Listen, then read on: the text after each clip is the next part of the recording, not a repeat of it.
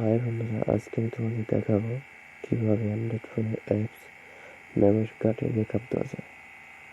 আমি সাধারণত মেমোরি কার্ডে সব অ্যাপস ব্যাকআপ দিতে পারি না, যেমন ফেসবুক, ইমো, ভাইবার, হোয়াটসঅ্যাপ ডাউনলোড করে রাখলে প্লে স্টোর থেকে ফোন মেমোরি কার্ডে রাখতে হয় না, রেস্টোর দেওয়ার পর আবার অনলাইন থেকে নামাইতে হয়। এই জন্য একটা কারণ অ্যাপসের সাথে তোমাদের পরিচয় করে দেওয়া। তোমরা প্লে স্টোরে যাও, প্লে স্টোরে এখানে যে অ্যাসিস্ট্যান্ট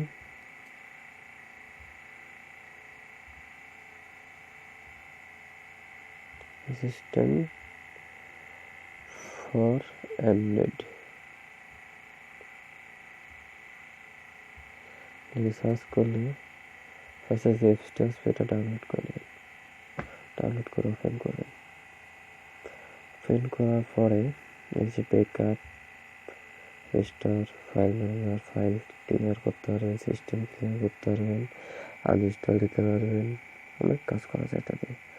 তো আমি ব্যাকআপ রেস্টোর দিলাম।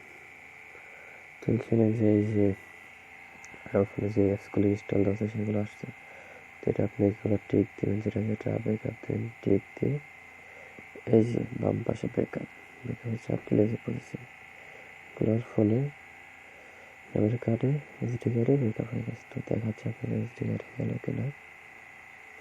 তো আর ফাইল ম্যানেজারে যাচ্ছি,